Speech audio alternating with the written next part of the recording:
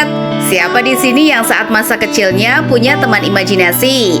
Kalau kalian punya, berarti sama dengan cerita di film ini. Di film ini diceritakan ada seorang anak yang mempunyai teman imajinasi atau teman hayalan. Awalnya semua berjalan normal-normal saja. Namun lama-kelamaan teman imajinasinya ini justru membawa anak ini pada situasi yang berbahaya. Bagaimana kisah selengkapnya? Tonton sampai habis ya. Tapi sebelum itu, jangan lupa like dan subscribe-nya dulu supaya kita makin semangat bikin alur cerita film lainnya. Cerita dimulai di suatu malam di mana seorang wanita bernama Jessica terlihat sedang cemas dan ketakutan di dalam rumahnya sendiri. Saat ia sedang cemas, tiba-tiba ayahnya muncul dan memegangnya dengan wajah yang aneh. Sang ayah kemudian berubah menjadi sosok mirip laba-laba dan terus mengejar Jessica. Hingga kemudian, Jessica pun terbangun. Ternyata yang dialami Jessica tadi hanyalah mimpi. Jessica sendiri adalah seorang penulis buku anak-anak yang pandai menggambar. Ia memiliki seorang suami bernama Max serta dua anak tiri bernama Taylor dan Alice.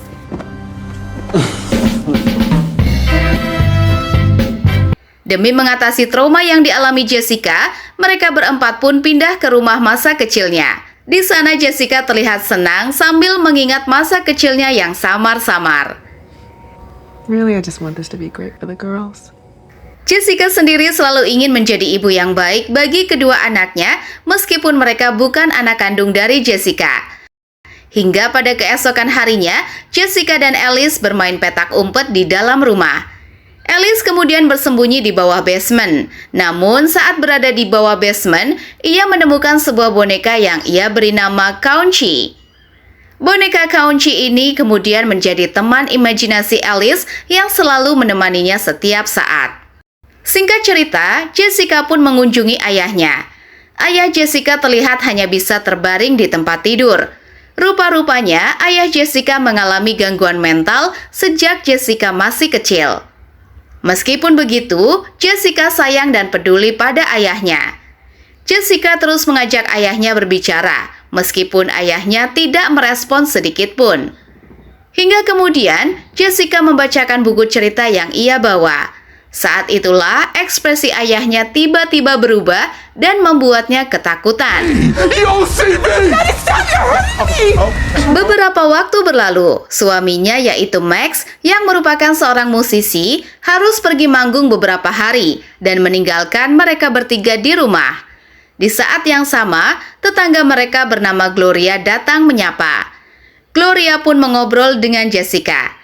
Di obrolan tersebut terungkap kalau Gloria ternyata adalah pengasuh saat Jessica masih kecil. Namun Jessica tidak mengingatnya. Gloria juga bercerita kalau Jessica dahulu sama seperti Alice yang mempunyai teman imajinasi. Namun lagi-lagi Jessica tidak mengingatnya. Devour your books.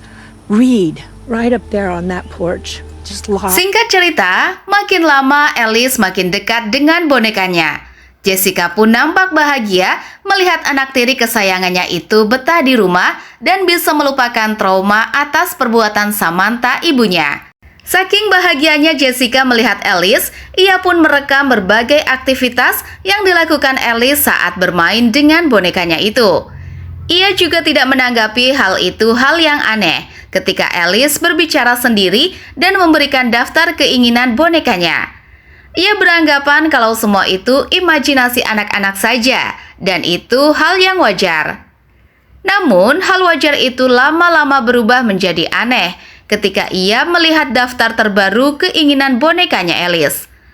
Di daftar itu tertulis kalau boneka tersebut menginginkan sesuatu yang menyakitkan. Sontak, ia pun langsung melihat keluar jendela. Terlihat Alice mencabut papan kayu yang masih tertancap paku, kemudian membaliknya. Alice pun kemudian menjatuhkan tangannya ke atas paku tersebut. Beruntung bagi Jessica, ia tepat waktu menyelamatkan Alice. Meskipun Alice tetap mengalami luka, tapi setidaknya luka itu tidak terlalu parah. Khawatir dengan apa yang dialami pada Alice, Jessica pun memanggil seorang psikolog anak untuk memeriksa kondisi mental Alice. Bersama boneka beruangnya, Alice pun kemudian diwawancara oleh sang psikolog anak. He loves me a lot. Saat sedang diwawancara, awalnya semua nampak normal, hingga kemudian Alice terlihat emosional, menangis setelah mengobrol dengan teman imajinasinya itu. To play together anymore, Chauncey. No. Maybe we shouldn't be friends. Melihat hal itu, sang psikolog merasa khawatir pada Alice.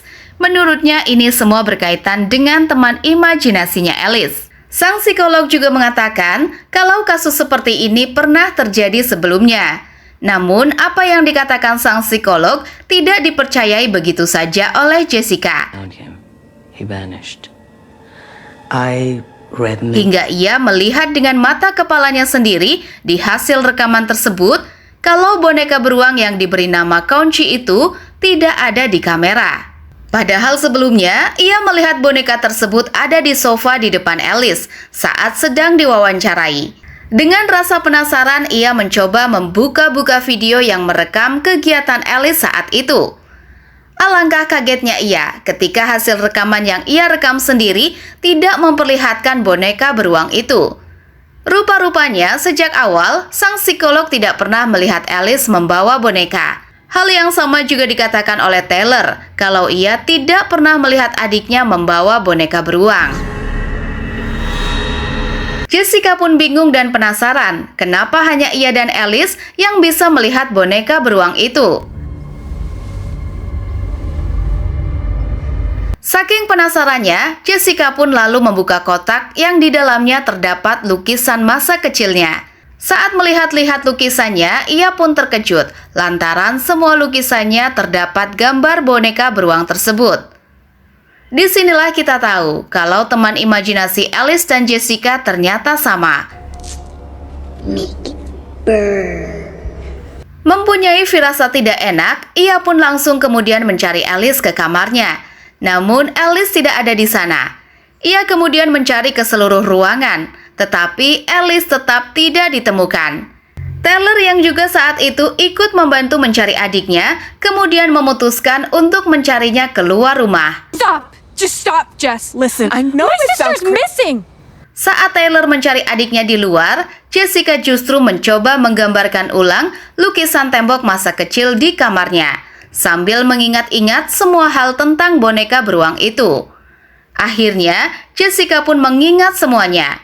Ternyata, boneka tersebut dulu ia beri nama CB. Saat Jessica berhasil mengingat semuanya, Taylor yang berada di luar bertemu dengan Gloria. Kemudian Gloria menceritakan kalau apa yang dialami oleh Alice juga dialami oleh ibu tirinya itu, yaitu Jessica. Kids, on the other hand, all have imaginary friends. Mereka bertiga pun lalu berkumpul di rumah. Jessica dan Gloria lalu menyimpulkan kalau Alice dibawa ke dimensi lain oleh boneka beruang itu, melalui pintu yang bernama Never Ever seperti yang ada di lukisan Jessica saat ia masih kecil. Spirit world? My sister is missing. Taylor. It's not about the actual Sedangkan untuk bisa membuka pintu itu dibutuhkan ritual khusus seperti yang ada di daftar permintaan yang telah dibuat oleh Alice tempo hari. Jessica pun kemudian mengikuti ritual tersebut satu persatu, termasuk ritual yang mengharuskan ia melukai dirinya sendiri. wanting a new friend to love and to protect you. Setelah semua ritual dilakukan, benar saja, pintu Never Ever pun muncul dan kemudian terbuka. So, help me. It's the only way out. The scissors. Rupa-rupanya, dulu Jessica pernah memasuki pintu itu. Ia kemudian diselamatkan oleh ayahnya. Saat itu, ayah dari Jessica mencoba menyelamatkan Jessica dengan mengorbankan kejiwaan mentalnya. Kembali ke Jessica, Taylor, dan Gloria. Mereka bertiga pun akhirnya masuk ke dalam. Namun di dalam sana, Gloria justru diterkam sesosok makhluk ke dalam sebuah pintu. Jessica dan Taylor yang melihatnya pun panik hingga mereka terpisah. Saat terpisah, Taylor menemukan adiknya, namun dengan kondisi yang aneh.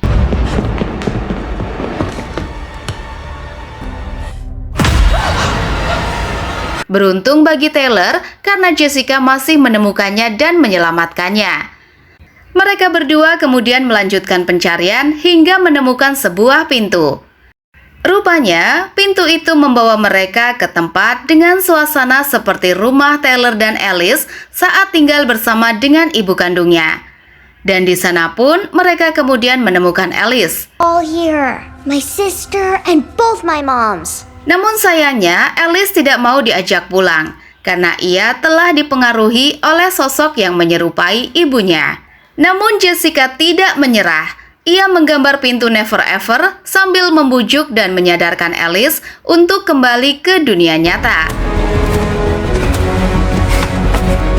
Akhirnya, Alice mau diajak kembali, dan disinilah wujud asli dari boneka beruang itu muncul. Mereka pun dengan dramatis mencoba keluar dari dimensi itu. Berbagai halangan mereka hadapi. Jessica pun hampir saja bernasib sama seperti ayahnya. Untungnya, Alice ingat kalau teman-teman imajinasinya takut pada api, dan ia pun membakarnya. Akhirnya mereka bertiga pun berhasil selamat meski harus mengorbankan rumah mereka yang ikut terbakar.